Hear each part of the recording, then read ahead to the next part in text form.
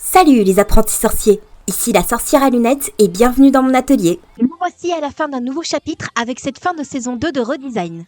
Donc, quitte à conclure, autant le faire en beauté avec un truc bien made in France, j'ai nommé Tara Duncan. Tara Duncan. À la base, Tara Duncan est une saga de romans fantasy jeunesse young adulte écrit par Sophie Audouin-Mamikonian. Ou Mamikonian, je sais jamais. Et puis de toute façon, la plupart des gens préfèrent dire SAM. Le premier tome sera publié aux éditions Seuil en 2003 et sera suivi de 11 tomes passant de Seuil à Flammarion puis XO pour se conclure sur l'ultime combat en 2014. Tara Ekal, sorti en 2015, est un peu particulier parce que ce tome était censé être le premier d'un nouveau cycle. Mais devant les mauvais retours et les ventes plus basses que prévu, il a été rétrogradé en tant que 13e tome du cycle précédent. Dans tous les cas, la saga était un succès monstrueux à l'époque, souvent comparé à Harry Potter en termes de communauté engagée. Paradigme versus Potterhead, choisissez votre camp et faites-le vite. Il en découlera 2 séries d'animation. La première sera une unique saison de 26 épisodes, produite par Moonscoop, réalisée par Éric Bastier et diffusée au départ sur M6 et Disney Channel de septembre 2010 à juin 2011. Son manque de ressemblance avec les livres la fera plonger, si bien qu'on n'en reparlera plus après sa première diffusion. Jusqu'en 2021, avec une nouvelle série, cette fois-ci en 3D, produite par Princess Sam Pictures, On se demande d'où vient le nom. réalisée par Dan Kreter, j'espère que ça se prononce comme ça, et diffusée sur Disney Channel, Disney+, et Gulli. Il n'y a pour le moment qu'une saison de 52 épisodes, mais la prochaine est en production au moment où j'écris cette vidéo. La saga nous raconte les aventures de son héroïne éponyme, qui découvre du jour au lendemain qu'elle est une sorcelière. Tu veux pas dire une sorcière?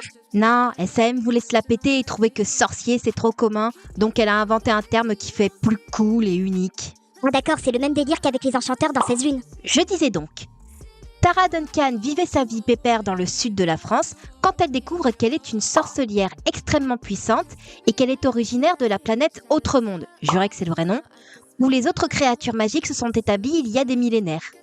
Plus encore, sa mère qu'elle croyait morte est en fait retenue prisonnière sur cette planète par Magister, un sorcelier maléfique, ou Sangrave comme ils le disent, pour des raisons mystérieuses.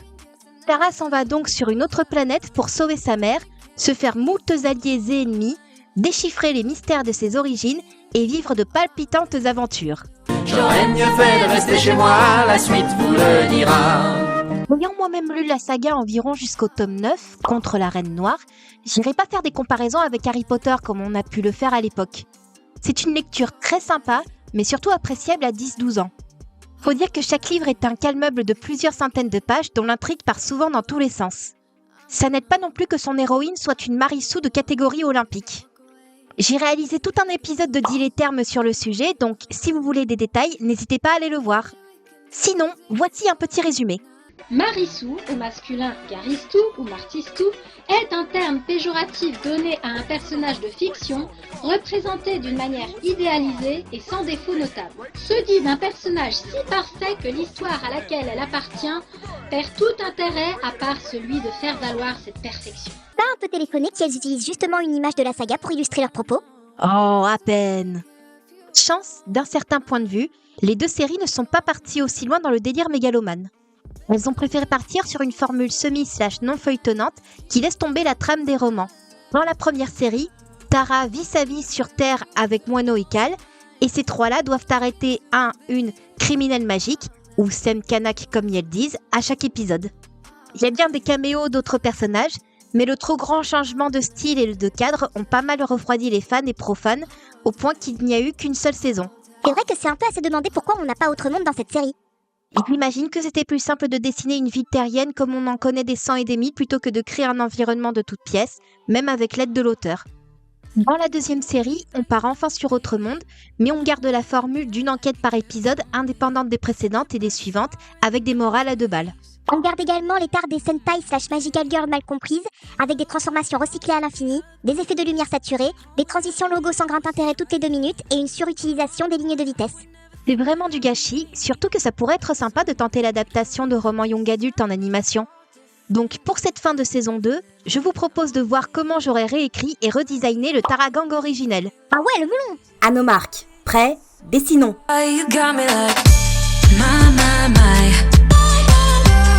Tara Atilanem Tal Barmi Absenta Ammaru Tal Duncan, Moi tes souhaits. qu'on va juste appeler Tara pour le bien de ma langue, est l'héroïne éponyme de la licence. Descendante du plus puissant sorcelier qui ait jamais vécu, son père d'Envion était l'empereur du pays d'Aumois, mais a décidé de tout abandonner pour se mettre avec sa mère Séléna. Hélas, il a été tué par le Sanggrave Magister qui avait tenté d'enlever Tara encore nourrisson. Il en a d'ailleurs profité pour emporter Séléna sur Autre-Monde, et Tara fut confiée à sa grand-mère maternelle Isabella, qui l'éleva dans un petit village du sud-ouest dans l'ignorance de ses véritables origines et du sort de ses parents. Note à tous les tutoristes de gosses aux origines surnaturelles. Ce genre de combine ne fonctionne jamais. L'enfant découvrira le poteau rose et partira à l'aventure en vous laissant vous faire tuer par les méchants pour la tension narrative. Tara ne fait d'ailleurs pas exception puisqu'elle découvre la majorité de son propre poteau rose à 12 ans et part accomplir son voyage de l'héroïne sur Autre-Monde sous la tutelle du dragon Chem. Comptez pas sur moi pour prononcer son nom complet. Elle y affrontera les Sanggraves de Magister et d'autres ennemis à plusieurs reprises, se fera de nombreux amis et ennemis, dont son familier Galant le Pégase, et vivra des amours aussi contrariés qu'un roman harlequin. En tant que Marissou de première catégorie, elle est surpuissante, super charismatique, n'a que des défauts qu'on peut tourner en qualité, a toutes sortes d'objets et de compagnons uniques, ne peut sortir qu'avec le beau gosse ultime et passera son temps à se plaindre que sa vie de princesse est trop contraignante et sautera sur n'importe quelle occasion pour échapper à ses responsabilités, tout en profitant des avantages que son statut peut lui apporter. Par chance, elle est plus supportable dans ces deux séries. Bon, elle est toujours aussi cheatée, mais l'accent est plutôt mis sur sa maladresse et ses problèmes de contrôle. Elle est jouée par Céline Meloul dans la série de 2010. Je ne crois pas une seconde à cette histoire d'extinction de voix. Il faut prévenir Moineau. Et par Casey Chase dans la série de 2021. J'espère que ça se prononce comme ça. Oui, merci, je sais que c'est le milieu de la nuit et c'est pour ça qu'on y va maintenant. Si on retire son côté Marissou dont je me plains depuis tout à l'heure, Tara ne change pas vraiment des protagonistes de romans fantasy young adultes qui se veulent le plus lisse possible pour aider à l'identification. C'est généralement conseillé en littérature, mais pour un film ou une série, il vaudrait mieux délimiter le caractère de son héroïne. Alors voilà comment j'aurais aimé pouvoir caractériser la blondinette.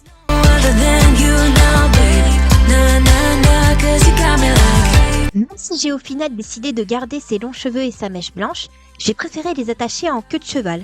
Déjà parce que ça matche avec sa nouvelle caractérisation, et aussi parce que vu toutes les galères dans lesquelles Tara finit toujours par se retrouver, ça m'étonne qu'elle n'ait jamais fait ça dans les livres ou les séries. Dans la même lignée, sa mèche blanche ne sera plus naturelle, mais une décolorisation qu'elle se fait parce qu'elle trouve ça cool. Elle n'est pas un peu jeune pour se faire des mèches? Ses parents lui ont autorisé juste une mèche pour expérimenter. Pour des raisons de scénario, j'ai décidé de lui donner un style un peu plus dynamique que les manteaux que vous pouvez voir sur la capture d'écran. En effet, dans ma réécriture, Tara serait une jeune fille casse-cou originaire de la Terre, toujours à la recherche de sensations fortes, malgré les remontrances de ses parents et son ami Fabrice. Au fil d'un concours de circonstances, les deux enfants se retrouvent sur Autre-Monde et, excités par ce tout nouvel environnement, Yel décide de rester quelque temps et d'apprendre la magie. Mais comment faire si les terriens et terriennes n'en sont normalement pas capables? Eh bien, Tara a trouvé une méthode. Apprendre à reconnaître les anciennes runes, à les reproduire, à les combiner et à les utiliser pour obtenir différents effets, comme cette traînée lumineuse ici présente. Toute ressemblance avec le manoir de la chouette n'est que pure coïncidence. Et oui, je refuse d'utiliser le titre VF officiel qui est tout pourri. Parce que l'image de naissance, c'est bien 20 minutes, mais au bout d'un moment, c'est important d'en montrer certains et certaines qui obtiennent leur pouvoir par apprentissage. Au cours de l'histoire, Tara apprendra à faire davantage attention aux autres et à ne plus prendre de risques idiots, même quand la situation semble l'exiger.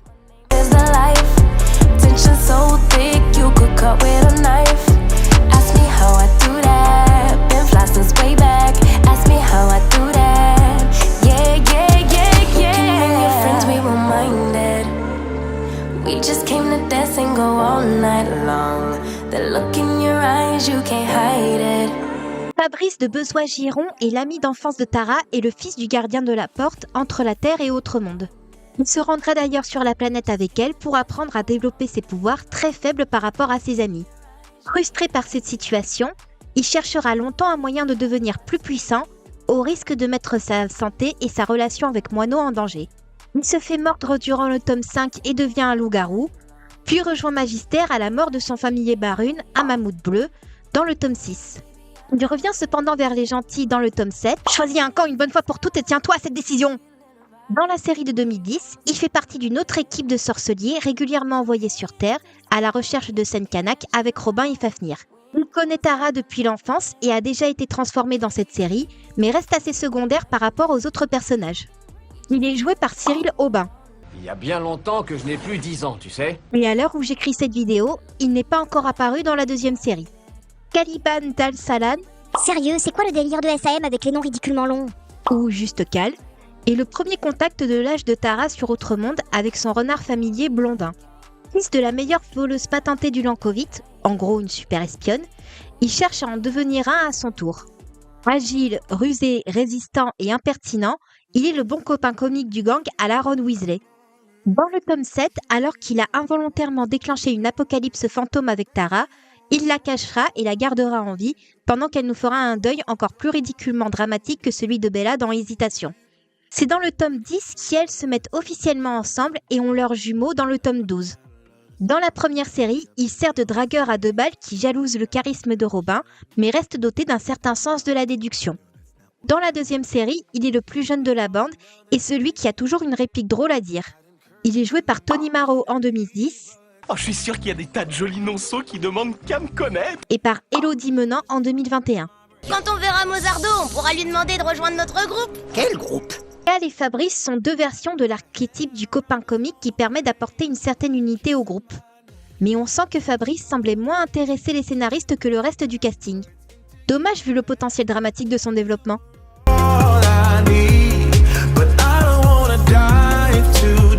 Même si j'ai décidé de traiter les 2 personnages en même temps pour des raisons de rythme, ils restent distincts l'un de l'autre et donc auront une caractérisation distincte.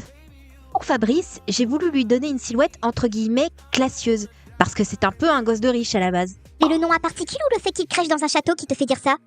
Pour lui, ce sera un joli veston et des cheveux bien coiffés en arrière comme le gentleman qui s'imagine être. Ses oreilles légèrement pointues, c'est parce que je l'imaginais comme un enfant métis, en partie autremondien du côté de sa mère. Parce que oui, j'aurais envie de faire des habitants d'Autre-Monde un peuple à part entière qui a fini par s'éloigner de leurs ancêtres humains jusqu'à développer des organes spécifiques et des oreilles pointues. Et Fabrice aurait hérité de ces caractéristiques ainsi que ses pouvoirs de manière amoindrie. Ami d'enfance de Tara mais 1000 fois plus sage qu'elle, il finit toujours par la suivre dans ses entreprises les plus improbables pour échapper au train-train quotidien. Jusqu'au jour où Yed découvre Autre-Monde, la magie et le reste. En découvrant ses propres pouvoirs, Fabrice se prendrait de fascination pour la magie et voudrait l'étudier davantage, encore plus quand il se liera avec Barune. Au point de tourner à l'obsession jusqu'au passage du côté obscur peut-être. Barune qui m'a l'air un peu petit quand même, non? Parce que dans ma réécriture, les familiers sont certes des animaux mais un peu plus spéciaux que ceux qu'on trouve sur Terre. Après tout, on parle littéralement d'un autre monde, ce serait une bonne idée de proposer des mascottes un peu spéciales. Et ce serait plus pratique pour les jouets. Pour Cal, j'ai décidé de lui ajouter des lunettes ensorcelées pour l'aider dans ses opérations. Au départ, je voulais montrer son affinité pour la magie d'illusion en le faisant se créer un double, mais je me suis dit que ça prendrait trop de temps et de place, donc ça part à la poubelle. Et je sais que ça se voit pas trop avec ses mèches ou le point de vue, mais dans ma réécriture, les Autre-Mondiens et Autre-Mondiennes ont les oreilles pointues un peu à la Manoir de la Chouette. Oui, moi aussi je refuse d'utiliser le titre VF officiel. En fait, j'ai remarqué que tu leur avais donné des uniformes. Mais techniquement, le monde de Tara Duncan n'a pas d'école de magie à la Poudlard. Alors non, il n'y a pas d'école de magie, mais les enfants apprennent soit avec leurs parents, soit sous la tutelle des maîtres dans les châteaux d'Autre-Monde. Et comme on passe beaucoup de temps au Lankovite au début du cycle, j'ai décidé de tous te les mettre aux couleurs du royaume. Cal restera donc le bon copain à la Ron Weasley, qui aime manger et faire des blagues tout en étant légèrement kleptomane sur les bords. Il sera le premier ami autremondien que se feront Fabrice et Tara en arrivant sur place et devra faire face à la réalité des voleuses patentées qui ne correspondra pas nécessairement à ses propres principes.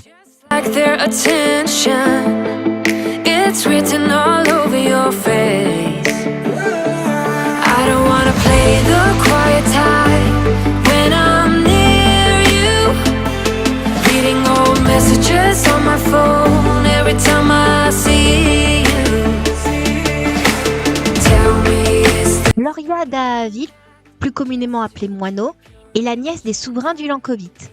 Elle est également une descendante de la Belle et la Bête, qui ont existé dans cet univers, ce qui lui permet de se transformer plus ou moins à sa guise.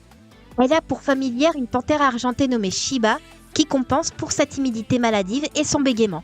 Le démon guéri par Tara dès leur première rencontre, comme par hasard. Comme par hasard. Elle se veut être l'intello renfermée du groupe, celle qui connaît le mieux Autre-Monde, même si elle n'est pas la seule native. Elle aura une relation assez compliquée avec Fabrice, comme raconté un peu plus haut, mais restera malgré tout avec lui jusqu'à la fin du premier cycle. Dans la première série, elle est moins timide, mais sa condition de bête la rend anxieuse à l'idée de faire du mal aux autres. Fafnir Forge-à-Feu est la fille de la chef du clan qui dirige les nains. Comme tous les membres de son peuple, elle déteste la magie. Manque de bol, elle est elle-même une sorcelière et a en conséquence été bannie avant de se faire capturer par les Sangraves. Libérée par Tara et compagnie dans le tome 1, elle passera le reste de la saga à essayer de se débarrasser de sa magie afin de revenir auprès des siens. Est-ce qu'on peut retirer sa magie à une personne? En théorie oui, mais en pratique ça la transforme en cadavre transmuté de FMA avant de crever dans les 12 minutes suivantes. Donc je déconseille. Toujours est-il que Fafnir refusera constamment d'utiliser ses pouvoirs, compensant avec ses nombreuses armes et ses capacités physiques. Elle est un peu comme Toph dans Avatar, la vue en plus. Présente dans les 2 séries, elle fait partie de l'équipe de Fabrice et Robin, puis fera des apparitions en solo dès qu'il y aura besoin de gros bras. Dans la série de 2010, Moineau est jouée par Isabelle Volpe.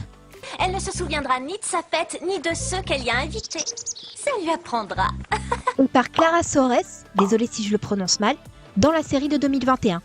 Me demandez juste pas pourquoi elle est appelée Sparrow, même en VF. Quand ta tante va découvrir que Maître Shem a disparu, elle va nous punir jusqu'à la fin des temps. Fafnir est jouée en 2010 par Marie Nonenmaker, désolée si ça se prononce pas comme ça. Il refuse de comprendre que je ne supporte pas la magie. Et par Vanessa Van Genogden, désolée encore pour la prononciation, en 2021.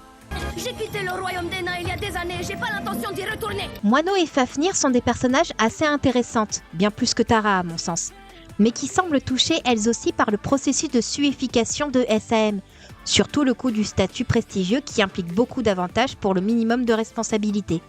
Donc désolé, mais on va faire une petite destitution sociale pour ces deux-là. Papa les bourges!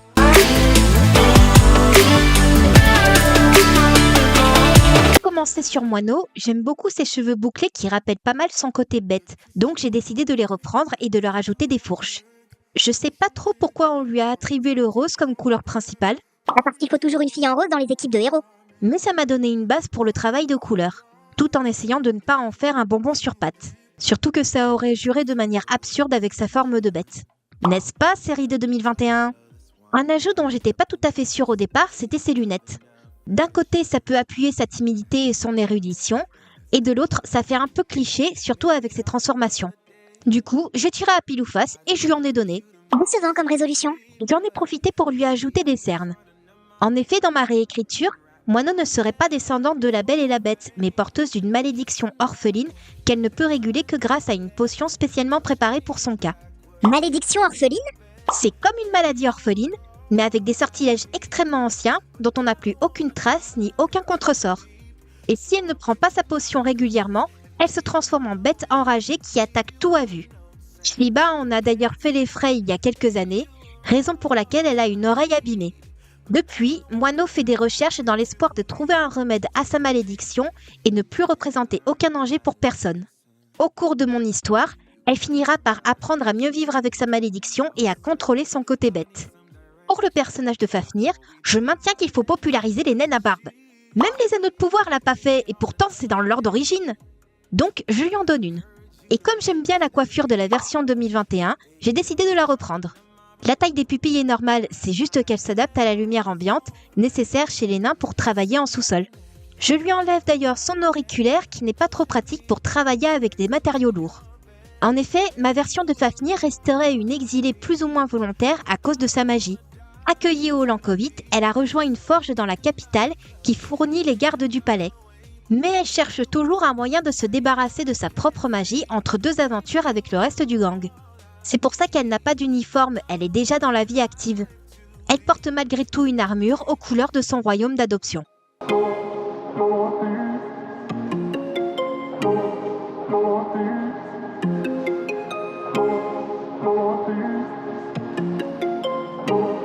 When you're kissing my neck and grabbing my leg, pushing me backwards into your bed, baby you are all I need. Robin Manguil est un demi-elfe, fils du chef des services secrets du Lankovite.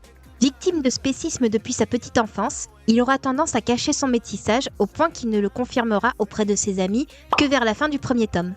Souple, digne et bon archer, il a également une certaine impulsivité souvent attribuée à sa part elfe. Amoureux de Tara depuis le premier tome, ces deux-là ne se mettront ensemble qu'à partir de la fin du tome 4, en dépit du veto de la tante de Tara. Jusqu'au tome 7, où il se fait tuer pendant l'apocalypse fantôme, puis ressusciter des mois plus tard, au moment où elle embrasse un autre garçon. Elle se permettra même de se plaindre qu'il a passé du temps avec des soigneuses elfes super sexy pendant le cirque de son deuil. C'est pas faute s'il est mort en premier lieu. Ferme bien ta grande... Finalement, Yel rompront et Robin se mettra avec Elfem Random numéro 37 avant d'être changé en elfe complet. Nous vous laissons déterminer du degré de racisme que cette fin implique. Il obtiendra un familier en la personne de Sourve, une hydre à 6 têtes qui gardait la maison des Dalsalan. Les deux séries préféreront faire de lui un gars sérieux qui veut faire plus adulte, justifié par le fait qu'il est le plus âgé de nos protagonistes. Il est joué par Frédéric Popovic dans la série de 2010. J'ai confiance en toi et en Moineau, mais je trouve que Cal ne prend pas sa mission de guetteur au sérieux. Et par Gabriel Bismuth bien-aimé dans la série de 2021. C'est juste au cas où vous monteriez vraiment un groupe tous les deux.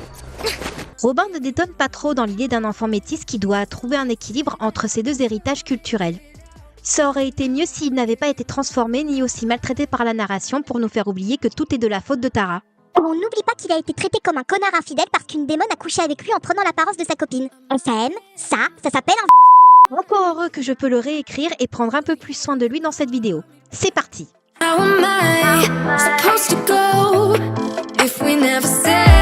Alors là, on pourrait croire que je me suis un peu auto-piégée avec mon idée de donner des oreilles pointues à tous les autres mondiens outre-mondiennes. Et que du coup, il ne resterait rien pour la part elfe de mon Robin. Sauf qu'il ne faut pas sous-estimer le pouvoir du plagiat. Je veux dire de l'inspiration, car elle m'a permis de parer à ce manque en combinant les cornes des elfes du prince des dragons et les oreilles de celles des légendaires. Ils ne seront pas illustrés ici, vu que Robin est à moitié outre-mondien, donc c'est pas trop utile de le préciser. Non, mais ça fait du contexte, donc ça reste. Mon inspiration principale pour sa tenue vient de l'esthétique de Tetsuya Nomura sur Kingdom Hearts, en moins ancré dans les années 2000. Donc on part sur une veste verte et ocre au-dessus d'un t-shirt vert et un slim brun. Pour son arc, j'avoue ne plus véritablement me rappeler de ma référence exacte, donc va falloir faire confiance à ma mémoire foireuse. Mais je suis sûre à au moins 95% que les couleurs étaient différentes. Je sais qu'il est décrit comme ayant les cheveux blancs avec des mèches noires dans les livres, mais j'ai décidé d'inverser ce choix pour contraster avec ses cornes et ses pupilles verticales. En effet, mon Robin n'aurait pas envie de cacher son métissage et assumerait parfaitement ses cornes et ses oreilles arrondies. Au point de porter partiellement les couleurs du pays natal de son père dans son uniforme lancovien. Il resterait le grand frère du gang, qui tente de maintenir le navire en ordre et qui a du mal à se laisser aller. Chose qu'il apprendrait à faire au cours de mon histoire.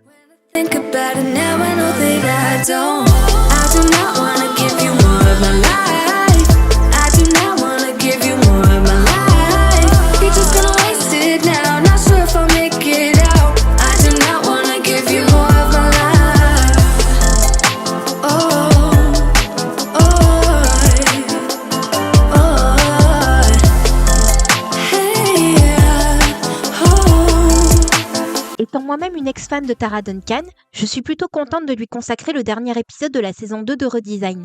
Surtout que ça m'a pris du temps de me rendre compte de tous les problèmes qu'il y avait avec les livres et qui ne s'arrangent pas vraiment avec les séries.